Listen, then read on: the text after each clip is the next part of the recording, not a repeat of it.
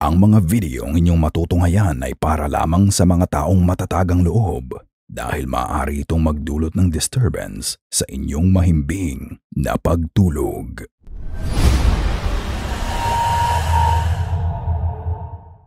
Top 5 Ghosts Caught on Tape. The Wandering Soul.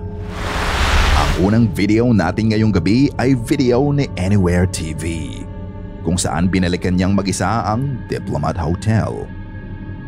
Ang Diplomat Hotel ay pugad ng kababalaghan at marami na din mga nagpunta dito ang nagkaroon ng strange encounters.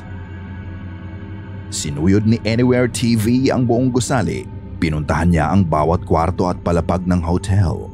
Ngunit habang nag-e-explore siya sa labas ng hotel ay ito ang nangyari.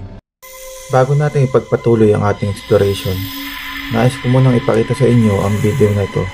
Habang ako'y nag-e-edit ng aking intro, may napansin ako sa aking video.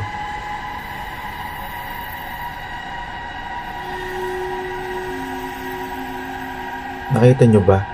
Tingnan mabuti ang bintana sa ibabang bahagi ng gusali.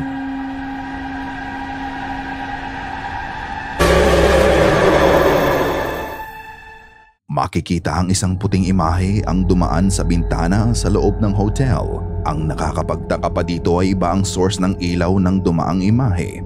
Ang ilaw na nanggagaling kay Anywhere TV ay nasa kanan, ngunit ang tama ng ilaw sa imahe ay nasa kaliwa nito. Nahagip nga ba ni Anywhere TV ang isang kaluluwang namumugad sa Diplomat Hotel? Kaluluwang hanggang ngayon ay gumagala-gala pa din sa haunted building. Kayo na ang bahalang humusga. Panoorin ang kanyang buong eksplorasyon sa kanyang channel na Anywhere TV. Shadows in the Bus. Si Dante Sonier ay isang simpleng tao na mahilig mag-upload ng video sa kanyang Facebook profile. Madalas niyang itampok ang kanyang mga alagang aso at ang kanyang mga anak sa mga videos na pinopost niya. Ngunit ang isang video niya ay kakaiba sa karaniwan. On this bus. You about to go walk up to this bus? Look at that. Look at them children playing. Look at that.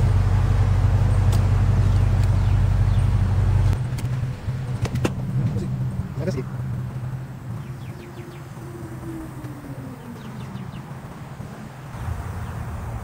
An empty bus.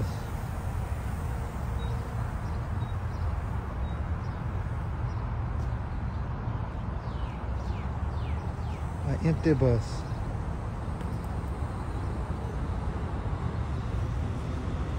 Isang empty bus ang napansin niyang nasa bakanting parking lot. Kapansin-pansin ang mga anino ng mga batang naglalakad sa loob ng bus. Ang sabi sa kanya ng mga nakausap niya ay anino lang ng mga dumadaang sasakyan ang nakita niya. Ngunit nang lapitan niya ang bakanting bus ay bigla na lang nawala ang mga aninong kanina lang ay naglalakad. At makikita din sa refleksyon ng windshield ng bus ang mga kotseng nagdadaan, pero hindi naman ito nagka-cast ng anino. Wala nang naging follow-up sa social media niya tungkol sa mga nasaksihan niya. Pero ano sa tingin niyo mga ka-goosebumps? Ito ba ay anino ng mga sasakyang nagdadaan? O kaluluwa ng mga batang naglalaro sa loob ng bus? The Highway Ghost. Ayon sa post ni Carl Xiao Dagos, siya ay papauwi na ng 3:00 ng madaling araw nang magkaroon siya ng isang strange encounter sa daan. Ang highway na tinatahak ni Carl sa Cagayan de Oro ay naging sanhina ng maraming aksidente, kaya siguro may mga nagpapakita na dito.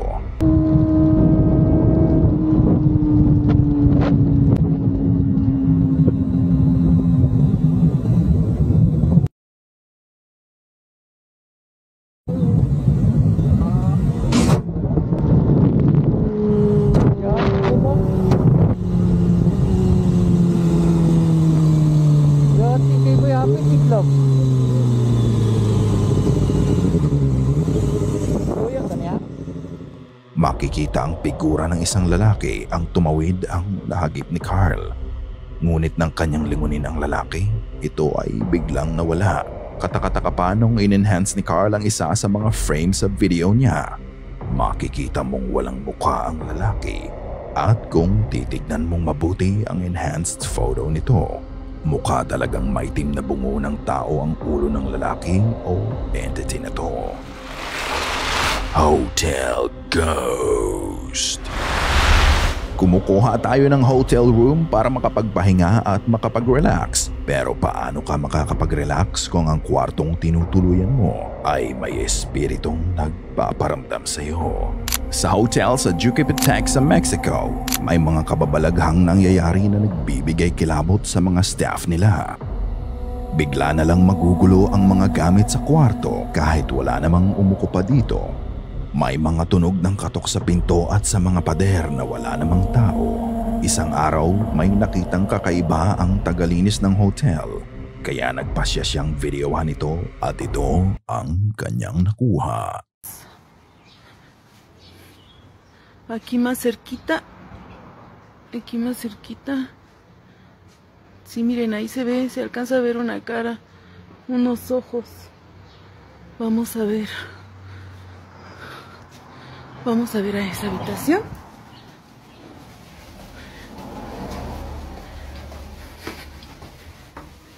Estamos subiendo las escaleras porque desde ahí es donde estábamos viendo que se veía. Aquí ya no se ve nada, a lo mejor por el reflejo de la luz. Y vamos a ver en la habitación. Aquí está la cama, porque esta es una habitación pequeña. Aquí pues no se ve nada. Y aquí está la tele, donde estábamos, donde se supone que se veía, pero no se ve nada. No entiendo por qué se ve.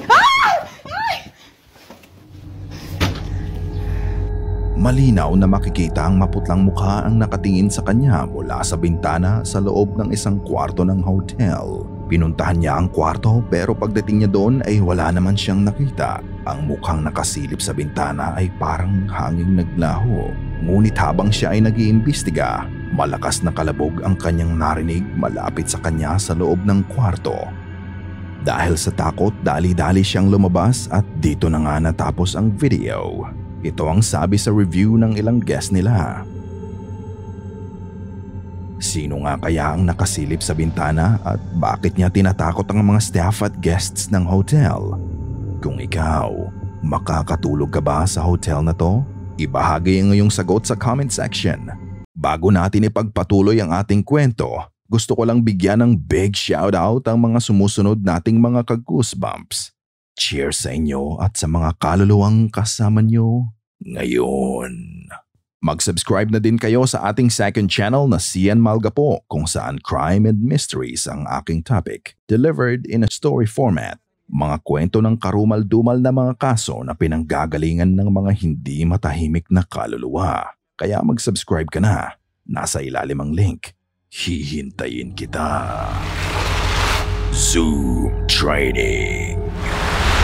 Ang susunod na video na ito ay galing sa Facebook ni April Crisanto ng Davao. Siya ay nagtatrain sa kanyang team para sa isang kumpanya sa California. Dahil siya ay nagtatrabaho sa kumpanyang nakabase sa ibang bansa, kailangan niyang magtrabaho ng gabi o madaling araw.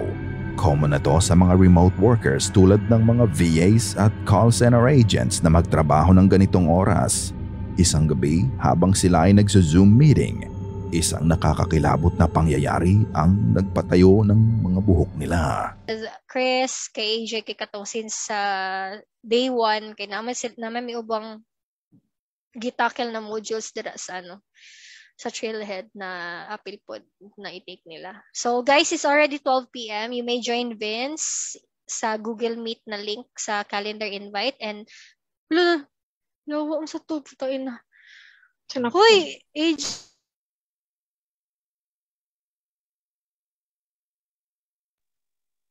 ako'y nakita sa likod mo. Ayan na lang. Dito sa Pikas.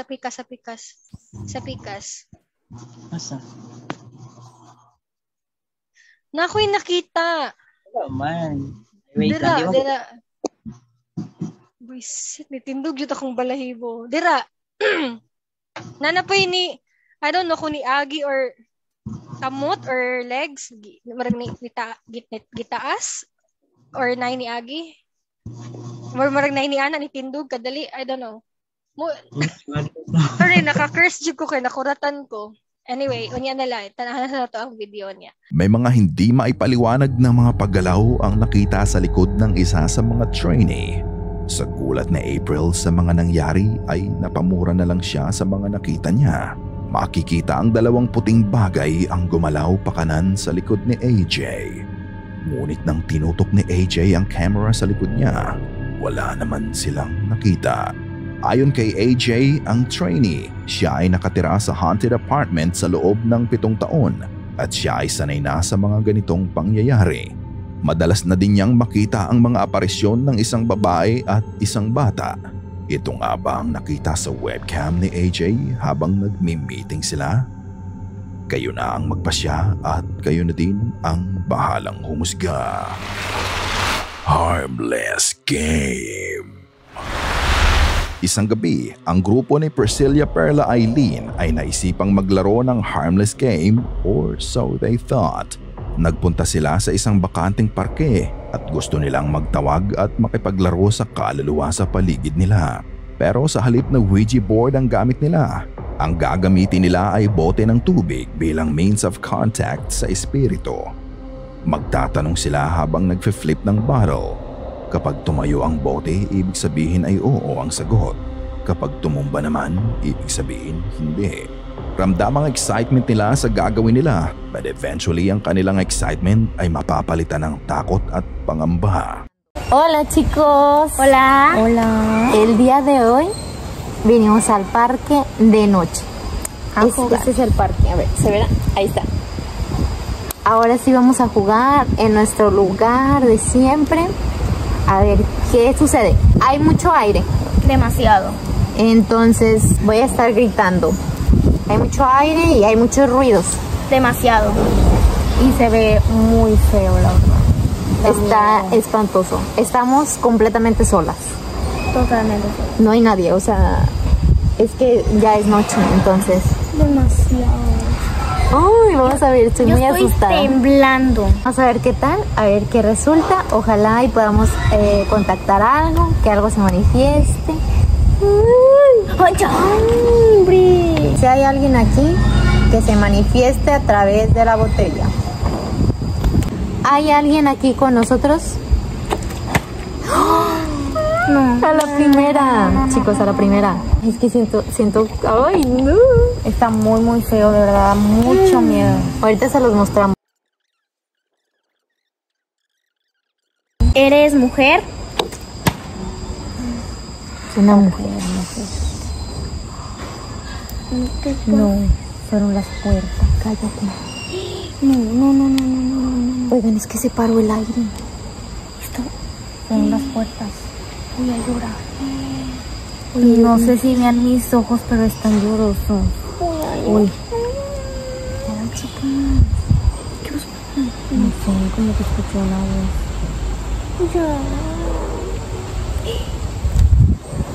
Ay, no, de verdad tengo mucho miedo. Quiero llorar.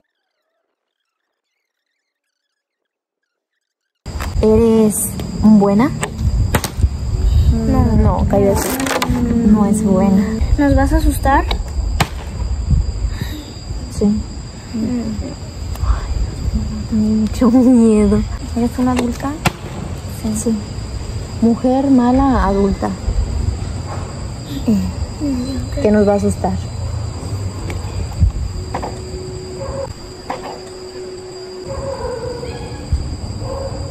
Ese árbol me asusta mucho. Ay, no, qué pena. Siento que son personas que se mueren ahí. Ay, no. Ok, ¿ya hemos hablado contigo?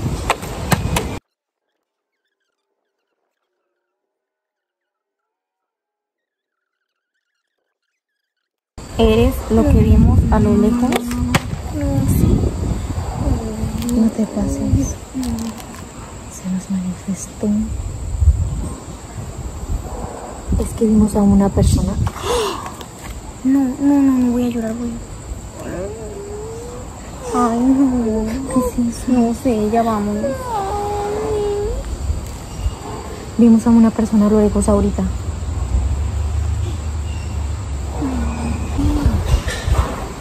Había unas luces así. Sí, yo también las vi. Había unas luces. Bueno, ya. ¿Te vas a acercar más a nosotras? Sí. Estoy súper nerviosa. O sea, no tiene ni idea. No tiene ni idea. Y cerramos ya. Yo creo, oigan, es que no saben la vibra que se siente. O sea, veníamos bien contentas a grabar de noche. Sí, el aironazo. Pero la verdad, ¡ay, Dios! ¡Uy!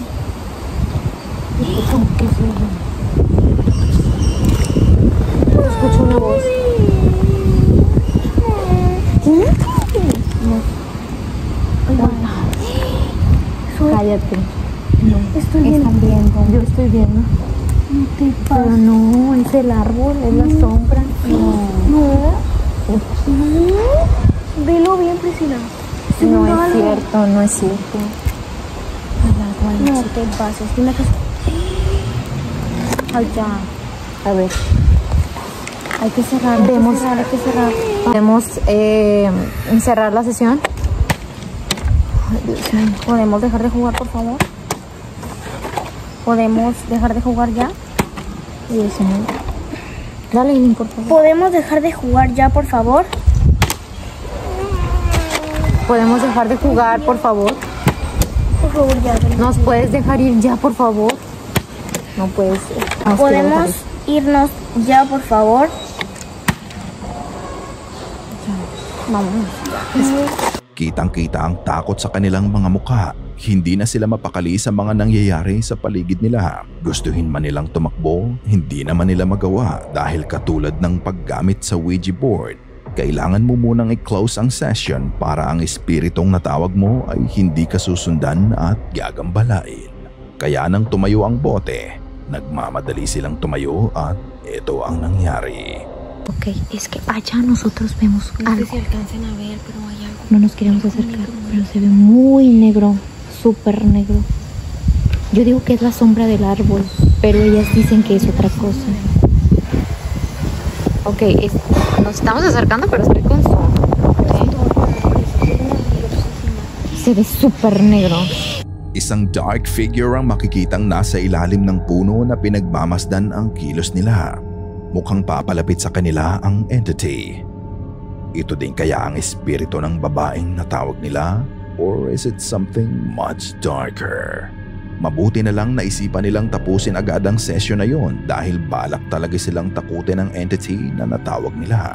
Ang dark figure ay naglaho sa likod ng puno, kaya nakatakbo ang mga magkakaibigan. Ano sa tingin mo ang nangyari kung ipinagpatuloy nila ang laro nila? House Tour. Ang video ng inyong mapapanood ay nanggaling kay Sandra sa post niya sa Reddit. Siya ay isang realtor at nagre-request ang potential buyer niya na makita ang evening interior lighting ng 1962 vintage house na binibenta niya. Alas 10 na ng gabi nang makarating siya sa lumang bahay at ito ang nangyari. Wow, it's 10 p.m. and my day was fully booked with showings of this beautiful vintage 1962.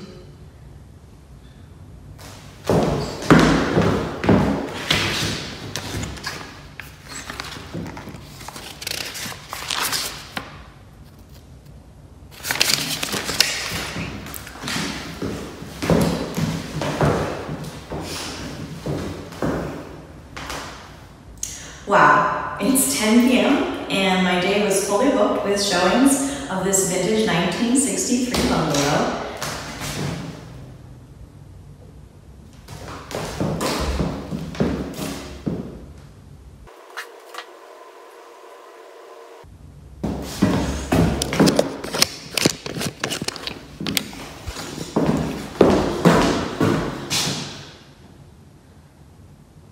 Go ahead, do it again. You're on camera.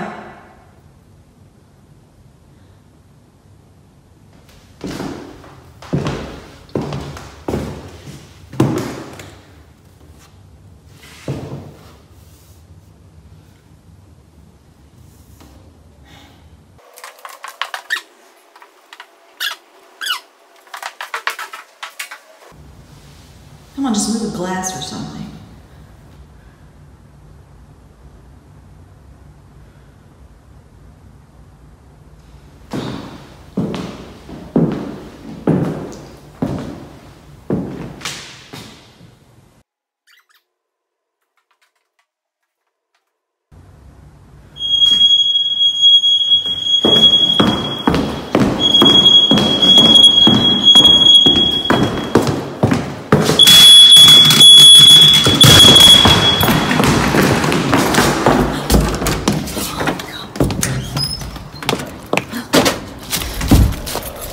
As she starts to showcase the house, bigla na lang bumukas ang pinto sa likod niya.